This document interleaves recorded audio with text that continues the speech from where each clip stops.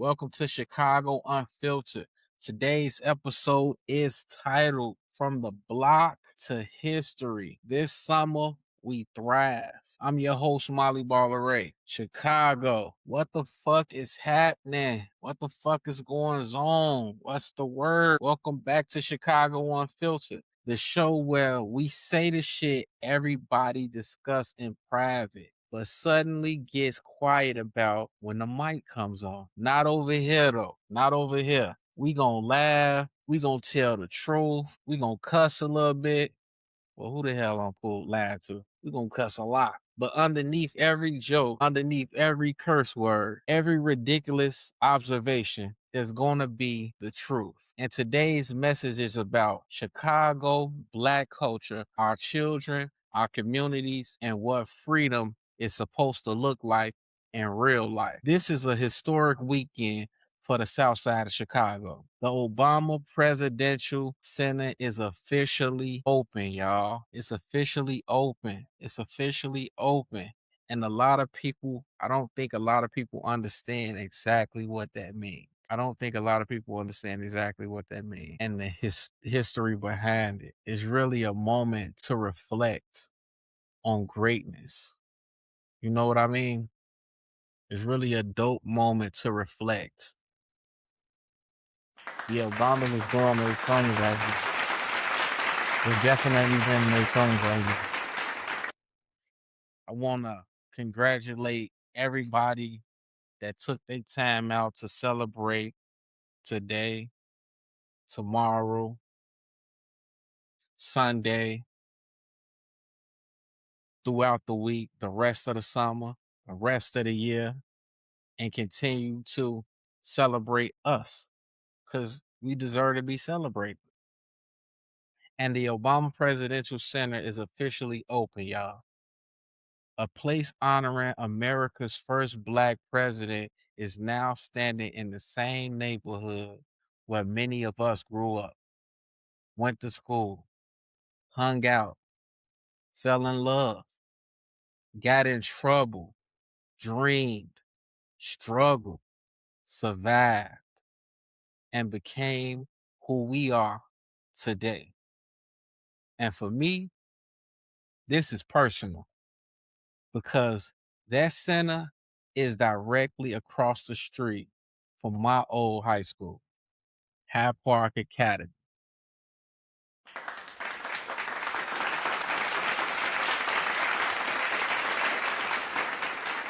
That area is not just some location I found on Google Maps.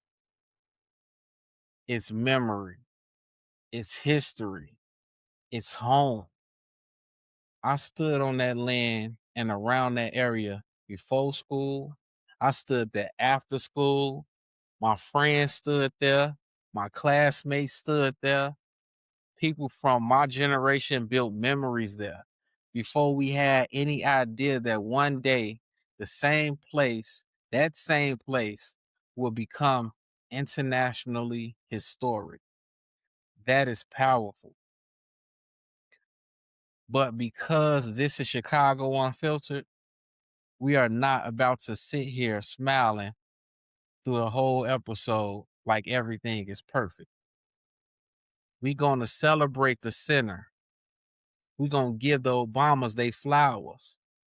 We are also going to talk about gentrification. We're going to talk about Juneteenth. We're going to talk about why Black people support everybody else's culture more enthusiastically than we support our own. We're going to talk about these teenage gatherings happening around Chicago. We're going to talk about employment, parenting, violence, community responsibility, relationships, unity, and the dangerous habit of surviving without ever truly thriving. Because a museum about hope cannot stand in the middle of a community that is losing hope. A celebration of Black achievement cannot happen while the Black people who carried the neighborhood are being priced out of it. And Juneteenth cannot just be another day of work where your ass sleep until noon and barbecues like freedom came with potato salad. We have a lot to discuss. So grab a drink, roll a blunt, pull up, hide from your children, put your headphones on if you at work, and tell your sensitive ass coworker to mind their damn business. This is Chicago Unfiltered. Let's get into it. Which leads to my first segment, titled From Hap to History. Let me explain. Let me start with heritage. Let me start with the hallmark, right? Seeing the Obama Presidential Center standing there is surreal. When you grow up somewhere, you usually don't understand the historical significance of the ground beneath your feet. As a teenager, you are not standing around thinking, one day this land may become the location of a presidential center honoring the first black president of the United States. Hell no. You are you are thinking about who's fighting after school. You thinking about who likes who. You thinking about whether the bus coming. You thinking about what your mama gonna say because you know your ass supposed to be home about 30 minutes ago. We were teenagers. We were laughing, joking, flirting, arguing, playing, hanging out, and creating memories. We did not know history was quietly standing beside us, waiting for its turn. Now, years later, I can look at the same area and see something completely different. That center represents the idea that greatness can emerge from the South Side, not greatness that escapes Chicago and pretends it never lived here, greatness that comes back, greatness that leaves something behind, greatness that tells children from Woodlawn, Hyde Park, South Shore, Inglewood, Chatham, Bronzeville, Roseland, Auburn Gresham, and every other neighborhood. You are not too close to struggle to become historic. That matters because children need physical evidence of possibility. It's easy to tell a child you can become anything. Children hear that shit every day. You can be president. You can own a business. You can change the world. But when everything around them looks abandoned, underfunded, neglected, or dangerous, those motivational speeches start sounding like adults reading from fortune cookies. Children need to see something. They need to walk past achievement. They need to touch it. They need to know someone who looks like them can come from a community like theirs and reach a level the world once said was impossible. The Obama Presidential Center gives them something tangible. A black family from Chicago reached the White House. I'm going to repeat that. A black family from Chicago reached the White House.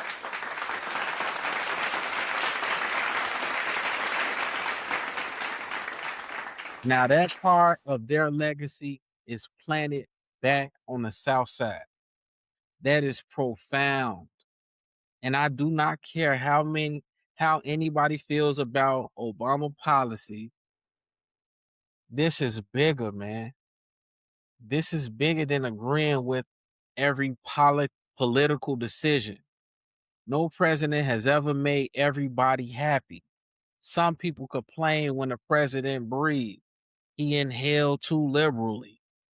Man, shut your ass up. The historical meaning remains. America elected a black president twice, and now his presidential center stands in a predominantly black section of Chicago near the neighborhoods that shaped him and Michelle Obama.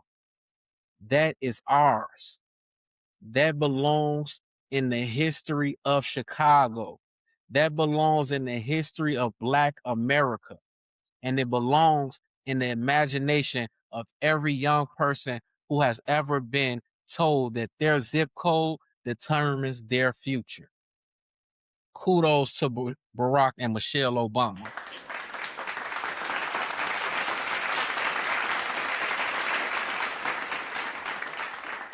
Thank you for choosing the South Side. Thank you for putting something of international significance near the blocks that help create your story. Thank you for ensuring that generations of children will grow up knowing that history did not only happen downtown. History happened over east. History happened near Stony Island. History happened across the street from Hyde Park. History happened where regular black people caught buses, attended school, went to work, raised families, and fought to survive. But now that we have celebrated it, we need to protect the people who were already there because we know how Chicago operates. The minute a neighborhood becomes attractive to wealthy people, the same residents who kept it alive during the hard years start receiving rent increases like eviction notices, wearing business casual. So let's talk about that, which leads to my next segment titled Build the Center, but do not remove the community. Let me explain. Okay, let me explain, right? We should be excited about development, right? Of course. We should want beautiful parks, right? We should want museums. We should want libraries. We should want restaurants, businesses, clean streets, safe spaces, employment, tourist, art, recreation, investments. Black neighborhoods deserve nice shit, period, point blank, right? Let me say that again. Black neighborhoods deserve nice shit. We should not have to choose between having a neglected neighborhood we can afford and having a beautiful neighborhood that removes us. That is bullshit. That's a bullshit choice. Why does improvement always arrive holding an eviction notice? The neighborhood struggles for 40 years. Residents survive disinvestment, crime, closed schools, disappearing businesses, broken infrastructures, empty lots, everybody outside the community calling the area undesirable.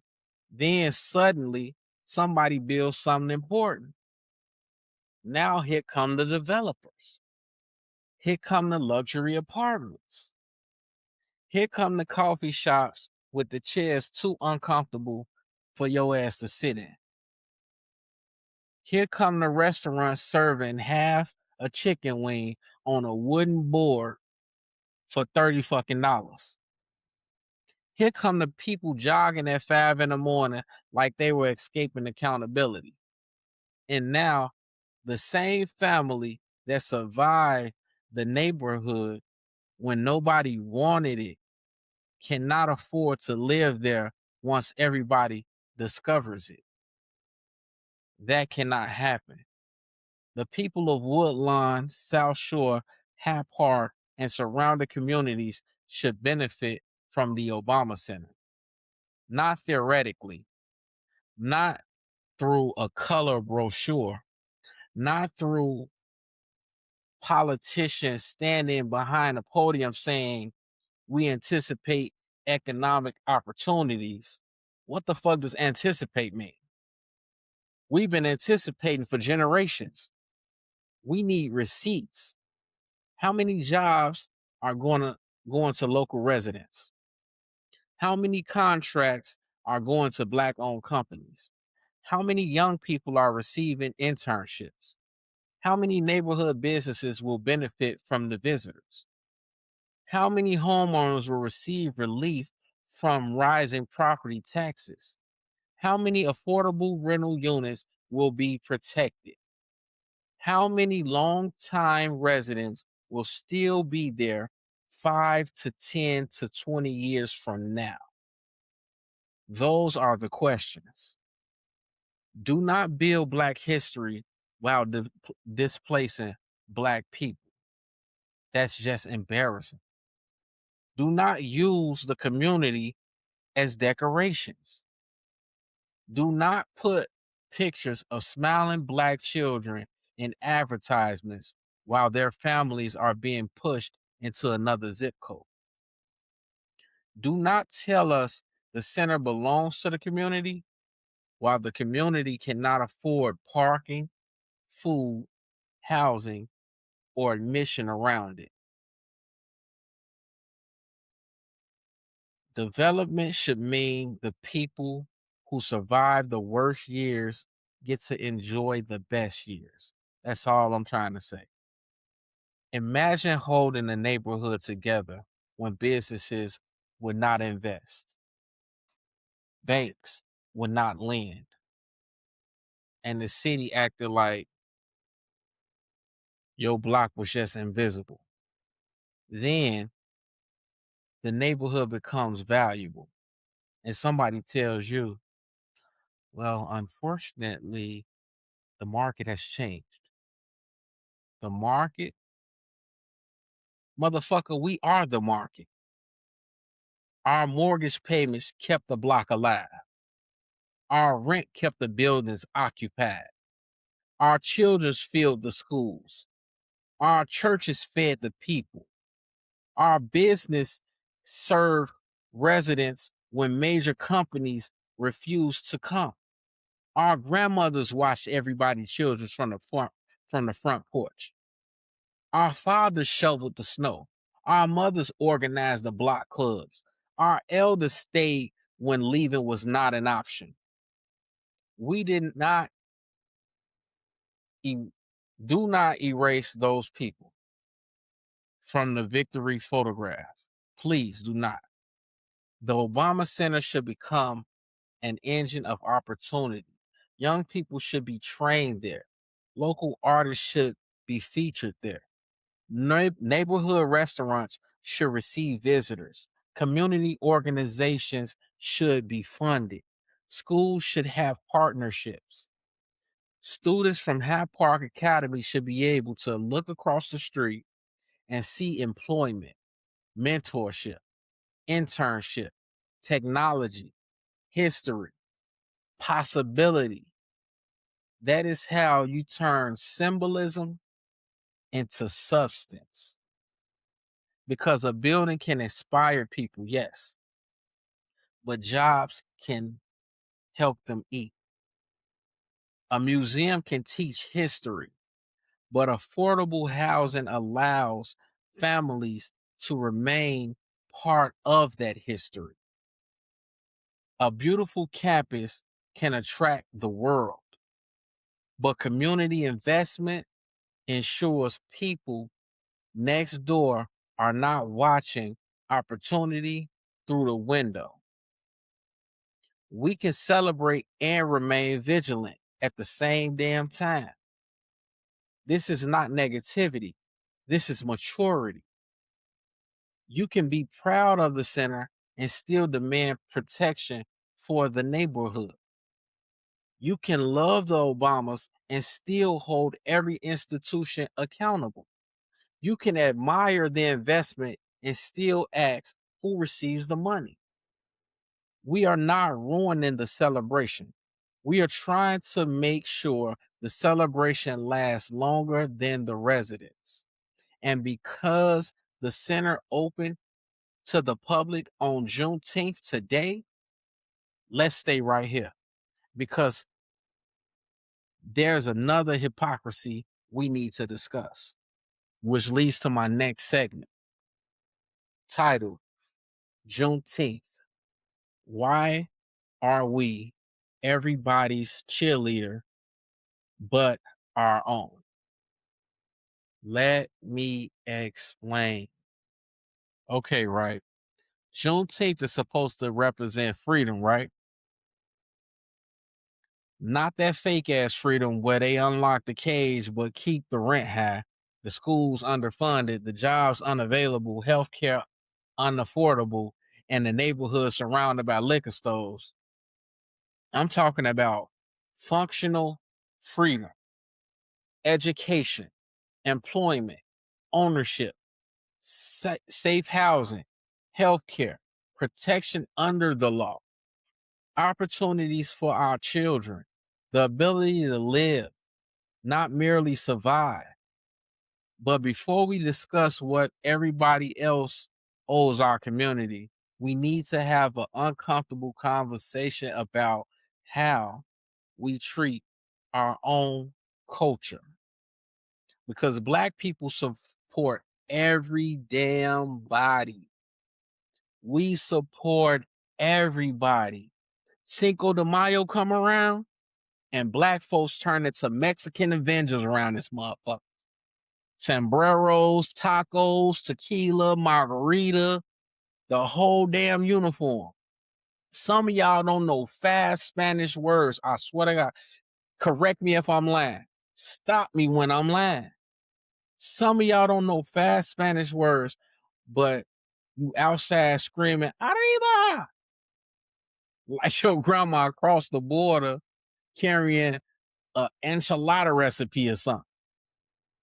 You have a poncho, a fake mustache, and a sombrero large enough to receive satellite television.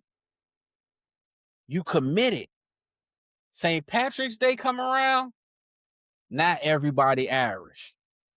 Green shirts, green hats, green socks, green liquor, green eyelashes, green Jordans. Some Black woman at the job sending out mass emails talking about, don't forget to wear your green tomorrow. Why the fuck are you the St. Patrick's Day coordinator, Keisha? Your last name is Washington. By lunchtime, people walking through the office saying, top of the morning, man, sit your ass down somewhere. But here comes Juneteenth. Crickets. Nobody is reminding the office to wear green, black, and red. Nobody asking where the Juneteenth parade is. Nobody decorating the break room. The same workplace that had tacos, balloons, mariachi music, green cupcakes, enough liquor references to violate company policy suddenly does not understand how calendars work. Juneteenth. Is that today? Motherfucker, it's called Juneteenth. It wasn't Haddon. And where's everybody else? Black people celebrate everybody holidays, traditions, festivals, food, clothing, and culture. But when Juneteenth come around, I do not see the same universal excitement. I do not see Mexican families reminding everybody to wear their Juneteenth shirts. I do not see white people walking through downtown dressed from head to toe for Black freedom. I do not see every restaurant offering Juneteenth specials. I do not see every bar turning Juneteenth into a citywide celebration. Now, this is not about disrespecting anybody's culture. Celebrate Cinco de Mayo. Celebrate St. Patrick's Day. Learn about different communities. Eat the food, attend the festivals, build relationships. That's beautiful. But how the hell do you own a complete costume for everybody else's celebration and cannot find one damn shirt for your own? You have a sombrero in your closet, a leprechaun hat in your basement, a Jamaican flag hanging on the wall from one trip to Montego Bay. But somebody asks what Juneteenth represents, and now you start looking like your brain just lost the Wi-Fi connection because you can't explain it. That was when Abraham Lincoln freed everybody, right? No, Negro. Read something.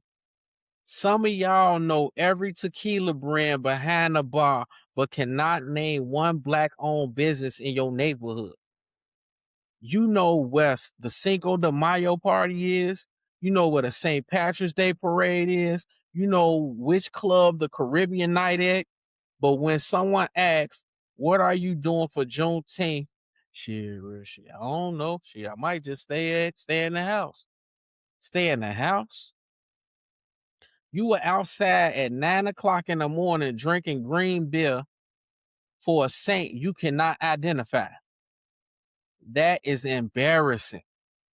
We will spend money supporting everybody else's restaurants, businesses, festivals, music, clothing, and traditions. Then, when it's time to support something black, everybody suddenly becomes a certified financial advisor. Man, I don't know, man. That Juneteenth shirt costs about $30. But your drunk ass just paid $30 for a margarita named El Diablo ass crack. Stop playing with me, man. You spent $60 getting into Cinco de Mayo party where the DJ played the same 4 songs all fucking night, but a black business charged $10 for a Juneteenth event, and now you need to see the expenses report. Where is the money going? I can hear a clown saying that right now. Where was all that financial responsibility when you bought that giant green plastic necklace? Then we wonder why our communities do not take our celebrations seriously. Why should anybody respect what we constantly treat like an optional holiday? Why should companies invest in it at all? Why should schools teach it? Why should other cultures participate when some of us act like openly loving Black history is embarrassing? Other companies protect their traditions. They teach their children. They show up. They spend money together. They wear their colors. They play their music. They cook their food. They put their history in the streets where everybody can see it. Meanwhile, some of us behave like celebrating Black culture too loudly might make the coworkers uncomfortable. Good.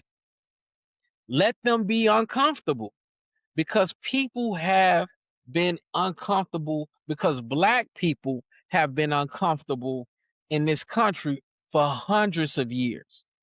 Your coworker can survive 8 hours beside a Juneteenth t-shirt, Margie.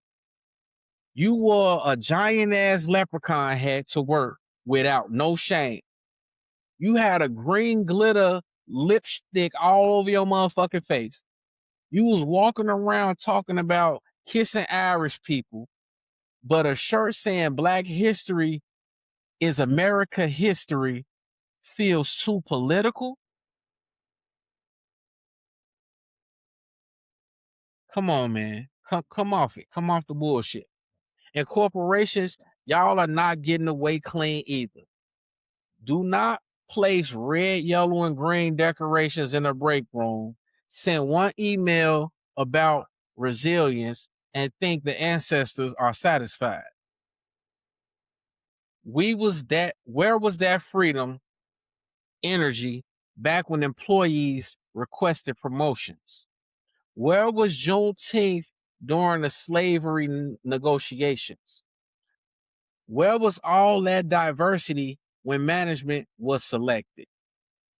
Do not write Happy Juneteenth in a Comic Sans. Bring in some dry ass red velvet cake cupcakes and declare racism defeated. We see you. Oh, we see you. You cannot sell us Juneteenth plates in the aisle 14 while refusing to hire black executives upstairs. And black people, we cannot continue waiting for corporations to tell us our history matters. Juneteenth does not become important because Target printed it on a napkin. It did not become meaningful because Walmart put it on a shirt. It did not become real because your employer added it to the company calendar. It mattered before corporate America discovered it, could make money from it. We should not need white celebrities, politicians, employers, or social media influencers to give us permission to celebrate our freedom. That's hypocrisy. We show up for every fucking body. We dance with every fucking body. We spend money with every fucking body. We wear everybody colors. We learn everybody slang. We defend everybody culture. But when it's time to stand proudly inside our own, some of us start whispering. Hell fucking no.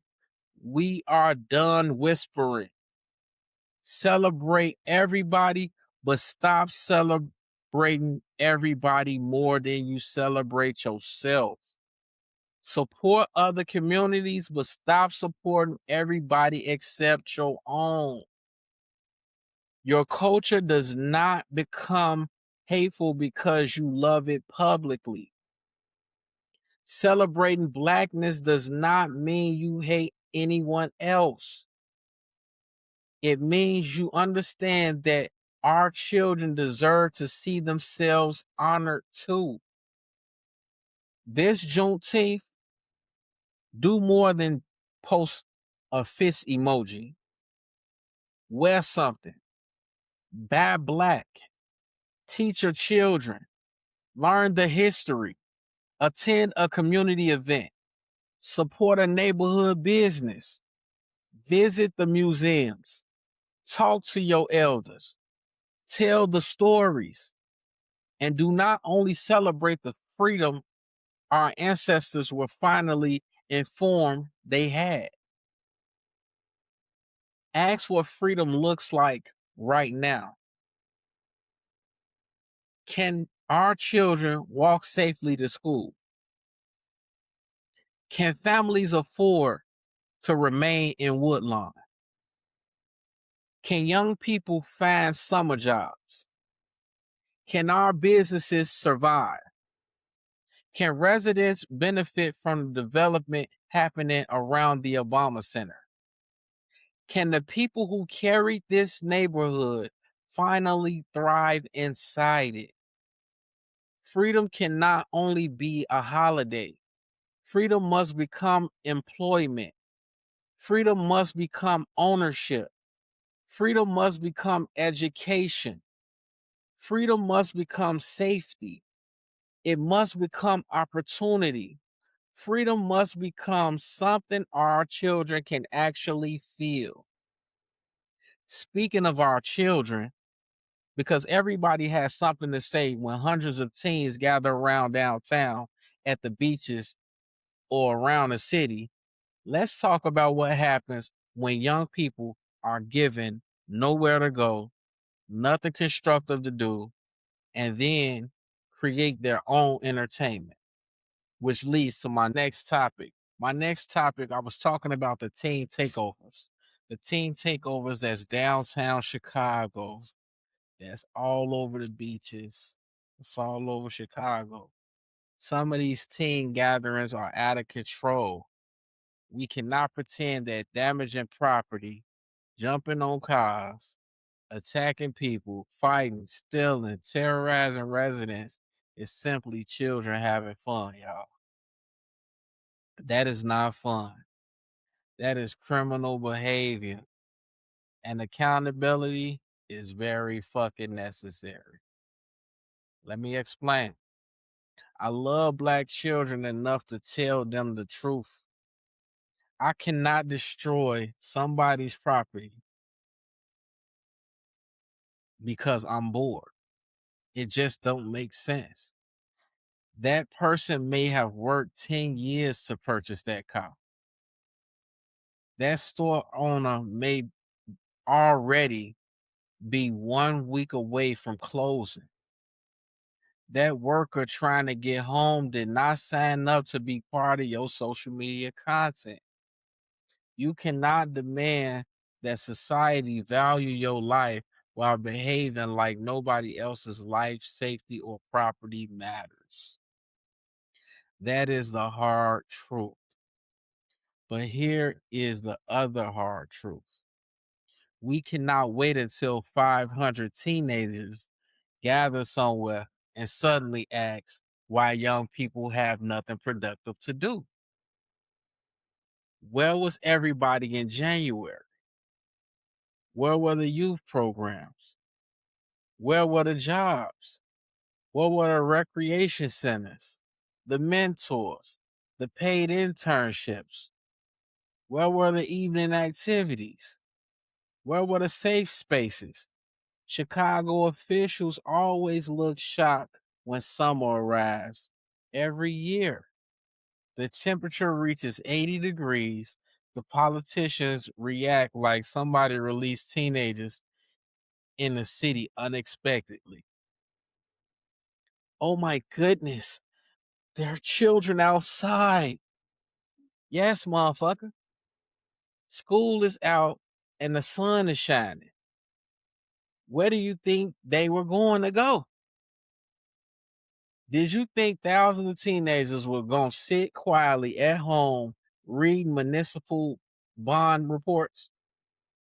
Young people need something to do. And no, everything does not need to be some boring program where an exhausted adult puts on a PowerPoint presentation titled Making Positive Choices. No, teenagers can smell boring from 3 blocks away. Give them music programs, film production, podcasting, gaming tournaments, basketball leagues, fashion design, dance, technology training, cybersecurity, artificial intelligence, coding, photography, paid neighborhood improvement projects, entrepreneurship, content creation, trade programs, cooking, automotive training, beauty and barber programs. Let them organize festivals. Let them run youth media. Let them produce films about their neighborhood. Let them create businesses. Let them build something they can be proud of and pay them. Stop telling young people they should value experience when everybody else receives a check. Adults do not volunteer 40 hours every week for exposure. But we expect teenagers from low income families to spend the entire summer working for free while their household needs money. Pay them. A young person earning legitimate money has something to lose. A young person learning a skill can imagine a future. A young person connected to a mentor has somebody to call before making a destructive decision. That does not excuse criminal behavior, though. It helps prevent it. And parents, we need to talk too. Come on, pull up a chair real quick. Let me holler at y'all real fast. Because the city cannot raise your child by itself. The school cannot raise your child. The police, I ain't even got to let you do. TikTok damn sure can't raise your child. Some parents know exactly where their children are. Other parents are discovering their child was downtown by seeing that little motherfucker on the evening news standing on top of the CTA bus twerking. How did he get there? He took the train, Denise. The same train you pay for. Check the phones. Know the friends. Meet the parents. Set expectations. Create consequences. Ask questions before midnight. Do not wait until the police call and then tell everybody, my baby would never do that. Man, please. Your baby is on 17 camera angles doing exactly that. We can protect children from excessive punishment without without pretending children never do anything wrong. Both things can be true. Police should not brutalize young people. Young people should not brutalize other people. The city should invest in them. Parents should supervise them. Communities should embrace them.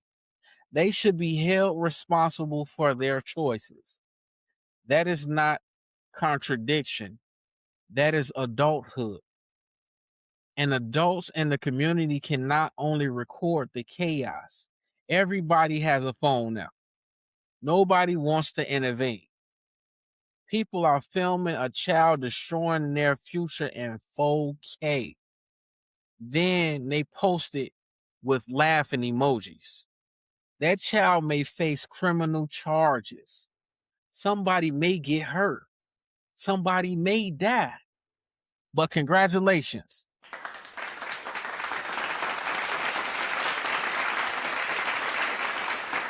Here seems 11,000 views.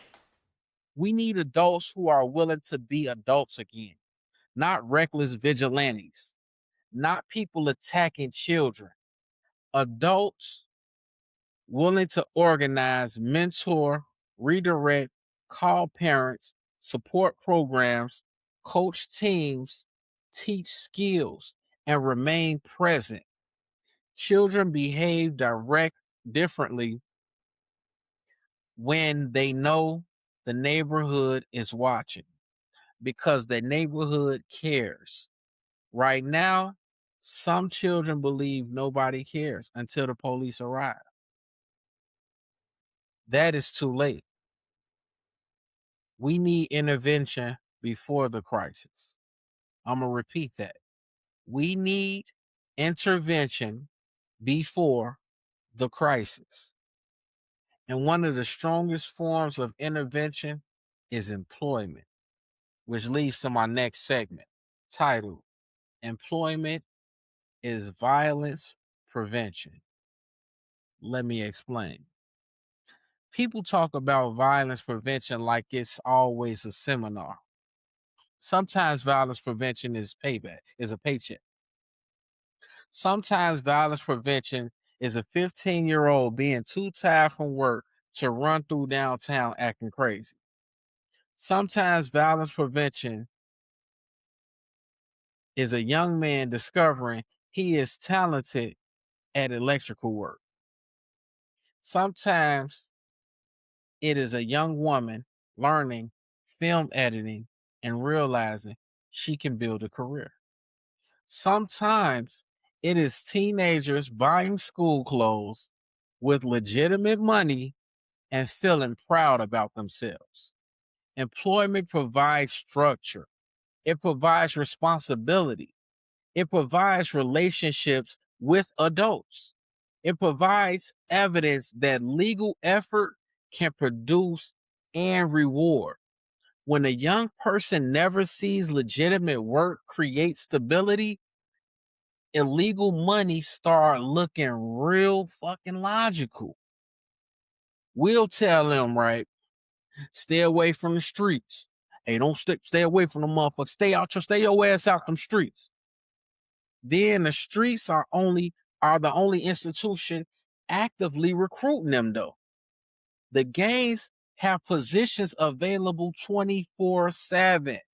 The drug economy has same day orientation. Social media has an audience waiting. But the summer job program requires 14 documents, 3 recommendations, a blood sample, a letter from Harriet Tubman, and an online portal that stopped working back in April. Simplify the fucking process. Go into the schools. Go into the neighborhoods. Recruit young people with the same energy everybody uses to recruit college athletes. Chicago has talent everywhere. The young person everybody calls disruptive may be a natural leader. The kid constantly drawing in class may become an animator. The teenager making beats with his pencil on the table may become a producer. The girl arguing with everybody may become an attorney. The boy taking a computer apart may be a cybersecurity engineer, unless somebody only labels him a problem and never introduces him to possibility. Potential without guidance can become destruction. Energy needs direction. And we have to stop telling children to dream while refusing to finance the pathway towards the dream. A dream without access becomes frustration. Frustration becomes anger. Anger looks for somewhere to go. This is why institutions like the Obama Presidential Center can matter, not simply as tourist attractions, as training grounds, as cultural centers, as places where young people can meet historians, artists, entrepreneurs, technologists, organizers, writers, filmmakers, and leaders. Imagine Hyde Park, right? Imagine Hyde Park Academy students walking across the street for their internship. Imagine students producing documentaries about their Southside history. Imagine local youth learning museum operation, archival preservation, hospitality, security, event production, communications, landscaping, technology, and public service. That is legacy. Not simply telling children what President Obama accomplished, helping them discover what they can accomplish. We should not measure the center only by the number of tourists who enter it. We should measure it by the number of local lives it helped transform. How many businesses grow? How many students are trained? Residents hired? Young people becoming leaders? How many families remain in the neighborhood? That is how history stays alive, which leads to my next segment, titled, Fuck the Gender War, the Children Are Watching. Let me explain. Now let's talk about another distraction destroying our community, right? This endless gender war. Every day online, men are trash. Women are delusional. High value men, traditional woman, independent woman, alpha male, submission, provider, body count, height, income, who pays for dinner. Meanwhile, the children are watching adults turn relationships into professional wrestling. Everybody has a podcast microphone and unresolved trauma. A man had one bad relationship in 2014 and has been conducting a national investigation into women ever since. A woman dated one irresponsible man, and now every black man in America is on probation. People are building entire personalities around disappointed, and the algorithm and the people are building entire personalities around being disappointed, and the algorithm loves it because anger receives views. Peace does not trend. Black couple communicates respectfully and resolve conflict, not getting 4 million views, not today. But let somebody say all men are useless. All women over 30 are expired. And suddenly everybody becomes relationship professor. Shut the fuck up. Our children are watching us treat love like war. They see men and women constantly humiliating each other. They see people replacing partners instead of repairing problems. They see adults act as if commitment is stupidity. Then we wonder why young people do not trust relationships. What are we teaching them? That mothers and fathers are enemies? That love is manipulation? That vulnerability is weak? That every disagreement means somebody is a narcissist? Everybody is not a narcissist. Some people are just assholes. Some people are immature. Some people are selfish. Some people have poor communication skills. And sometimes, believe it or not, you are the fucking problem. I know. Who is scary than a motherfucker, right? Terrifying. Black men and black women do not have to agree on every fucking thing. But we need to stop enjoying each other's pain. We need to stop cheering when relationships fail. We need to stop treating somebody else's divorce like the season finale of our favorite show. Children need examples of healthy disagreement. They need to see adults apologize. They need to see men respect women. They need to see women respect men. They need to see boundaries without hatred. They need to see strength without cruelty. They need to see love that does not require self-destruction. Our community cannot become stronger while men and women are competing to prove who has been hurt the most. Everybody has been hurt. Now what? Are you going to heal? Or are we going to spend the next 20 years making memes and shit? The city has enough enemies. Black families do not need to manufacture additional ones inside the house. We need each other.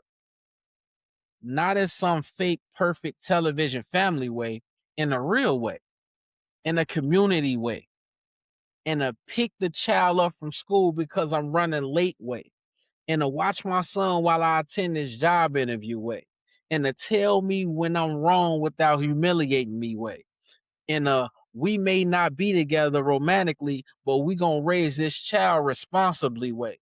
Unity is not everybody agreeing. Unity is everybody understanding that the survival of the community is bigger than their ego, which leads to my next segment titled Damage is Coming from Inside the House. Let me explain. We love talking about what the government did, right? What white supremacy did, what corporations did, what the police did, what schools did.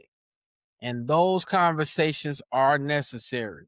Systems have harmed Black communities. Discrimination is real. Redlining was real. Disinvestment is real. Unequal policing is real. Employment discrimination is real. But here is the uncomfortable part. Some of the damage is also coming from inside the house, y'all. We cannot blame racism because somebody refuses to raise their fucking child. We cannot blame the government because a grown person keeps creating chaos every relationship. We cannot blame corporations because we refuse to support a good Black business but proudly spend money with everybody else. We cannot blame the school for everything when nobody checks whether the child completed their homework. We cannot scream about community while throwing garbage out the car window on our own block. That does not mean external systems are innocent. It means personal responsibility and structural accountability can exist in the same conversation. People act like you must choose only one. Either everything is oppression or everything is individual failure. No, life is more complicated than a Facebook argument. Systems create systems create conditions. People still make choices inside those conditions. We need better systems and better choices. We need investment and responsibility. We need government accountability and parental accountability. We need police reform and community standards. We need economic opportunity and personal discipline, both. Do not ask the outside world to respect the community we are unwilling to protect. Do not demand clean neighborhoods while dropping chicken bones on the sidewalk. Do not complain there are no Black businesses while refusing to shop at the ones already open. Do not say nobody helps the children while ignoring the youth organization begging for volunteers. Do not complain about music influencing children while handling 8-year-old. This one is crazy, right? Do not complain about music influencing children while handing an 8-year-old an unrestricted phone connected to every piece of insanity ever uploaded. We have power. Not complete power, but real power.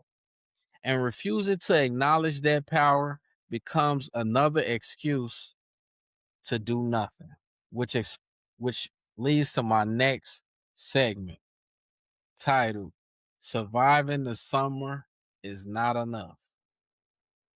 Let me explain.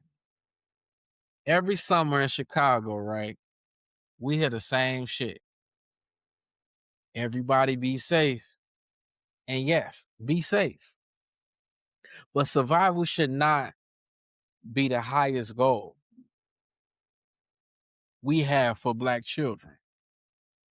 And a successful summer cannot simply mean at least nobody got shot. That bar is in hell. We need children to thrive, learn something, earn something, create something, travel somewhere, meet somebody who expands their imagination, discover a talent, build confidence, experience joy. Black children deserve joy that is not interrupted by fear. They deserve parks where their parents are not constantly scanning for danger. They deserve beaches where a gathering does not become chaos. They deserve music without funerals. They deserve friendship without trauma bonding. They deserve to remember somebody because they had fun, not because they survived it. And adults deserve that too. We are so accustomed to struggle that peace makes some people nervous. Some people cannot sit inside happiness without expecting terrible things to happen. I'm one of them. You ever had shit just everything going right? You like, damn, hold on, let me pay attention. Some shit may go left. That is what trauma does. But thriving requires us to believe that life can be more than a series of emergencies. This summer, attend the festival, man. Go visit that center. Go to the museum. Support neighborhood restaurants. Take the children downtown. Take them to the lake. Take them to another neighborhood. Show them architecture. Show them art. Show them colleges. Show them businesses. Show them the city beyond the blocks they already know. Chicago is one of the greatest cities in the world. Our children should experience all of it, not only the part society has assigned to them, which leads to my next segment titled What the Obama Center Should Represent. Let me explain. The Obama Presidential Center should represent possibility, but not distant possibility. Not maybe one exceptional Black child every 50 years can make it. Community possibility, collective possibility. The lesson should not be that everybody can become president. There is only one president at a time, and judging by politics, half of the country has lost its damn mind any fucking way. The deeper lesson is that ordinary people can participate in history. Teachers make history. Parents make history. Artists make history. Organizers make history. Business owners make history. Mentors make history. Students make history. Neighborhood residents protecting their homes make history. The people who stood around Hyde Park Academy years ago without knowing what would eventually stand there, we are part of that history too. Our memories matter. The neighborhood did not begin when construction started. The story did not begin when famous guests arrived. People lived, loved, struggled, attended school, raised children, and built community on those blocks long before the television cameras came. Honor them, record their stories, invite longtime residents into the institution, display the neighborhood's history, show children that the Obamas, the story is connected to thousands of ordinary Chicago stories. A presidential center should not become an island separated from the neighborhood around it. It should feel like the neighborhood's front porch to the world. Come see our history. Come meet our people. Come spend money in our businesses. Come learn what the South Side truly is beyond crime statistics and political talking points. Chicago is not simply violence. Chicago is music, architecture, comedy, fashion, food, politics, innovation, neighborhood identity, family, resistance, creativity. And Black Chicago helped shape American culture. The center should make that impossible to ignore. Which leads to my next segment, a message to my generation. Let me explain. To the people I grew up with, look at what's standing there now, y'all. Look at what's standing there now.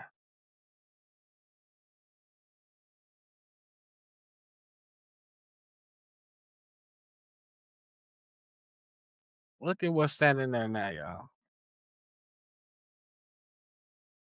Think about where we stood as teenagers.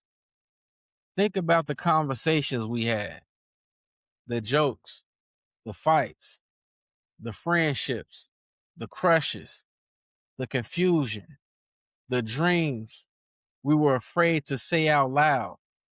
We had no idea what life would become. Some people made it. Some people struggled. Some people changed. Some people never received the chance to see this moment. That is what makes it emotional. The physical landscape changes, but our memories remain. And seeing something historic stand where we once lived ordinary teenage lives remind me that none of us truly knows what the ground beneath us may become. That also means none of us knows what the person beside us may become. The quiet child may become a leader. The class clown may become an entertainer. The student who struggled may become an entrepreneur. The teenager everybody counted out may become the person who changes an entire family's future. Do not underestimate people because you are meeting them in an unfinished chapter.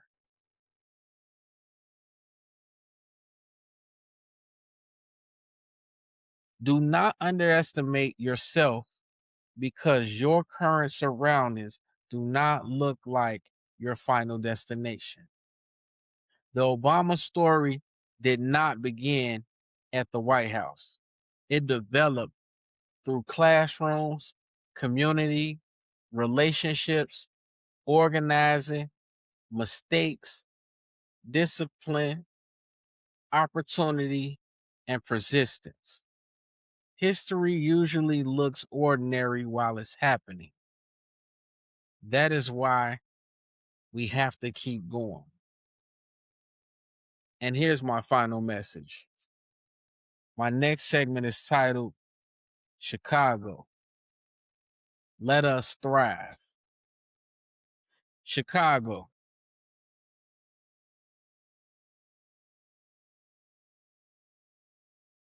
This is a historic moment.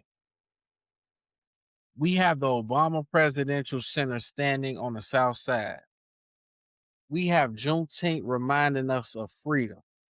We have a new generation searching for direction. We have communities for we have communities fighting displacement. We have families trying to hold themselves together. We have businesses trying to survive. We have talented people everywhere. The question is, what are we going to do with this moment? Are we going to take pictures in front of history? Or are we going to participate in building a new chapter? Want to complain about young people while refusing to mentor or employ them? Are we going to keep fighting men against women while children watch their community divide itself?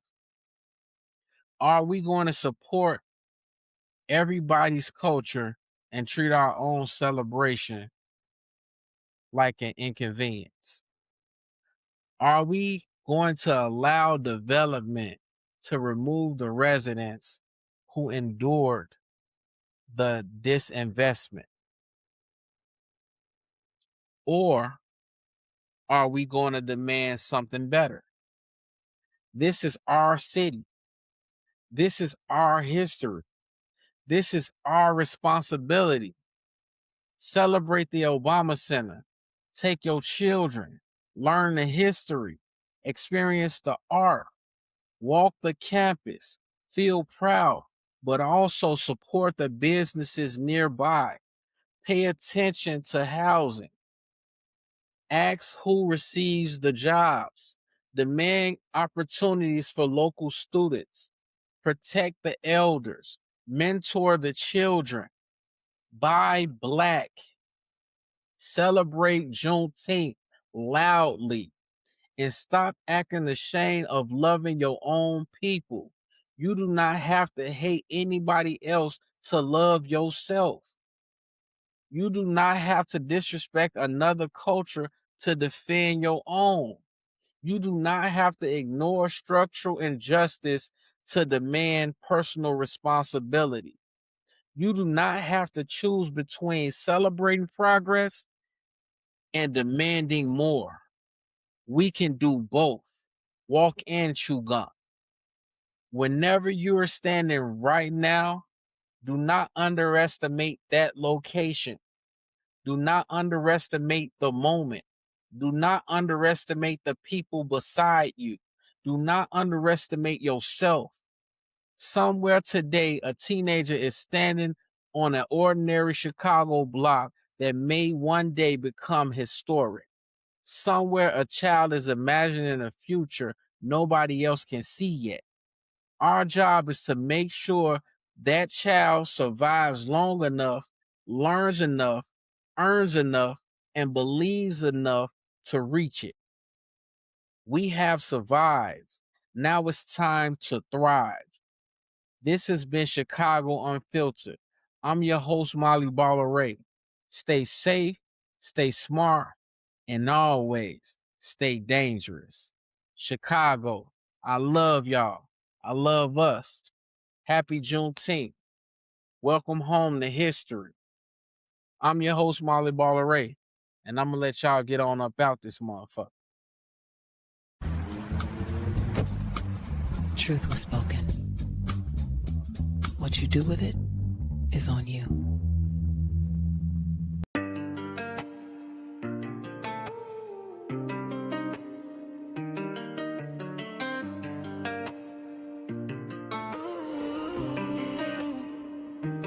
Baby, I adore you. I know bitches mad, they hate the way I pull up on you. I've been in my bag, promise not trying to ignore you. Throw that ass back, I'm trying to feel all of that on you.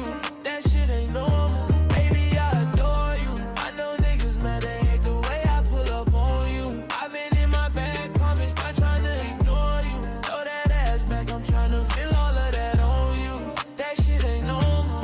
Shorty, the truth, you gotta get these niggas swear they loving you. Take your soul away, now you angry cause she ain't called. I like when she blow a nigga head like revolver. Hot like a sauna. She taking all that I got. That's why she deserving of it, she walk. These niggas don't know what to do with her cause she not naughty, plus she loyal.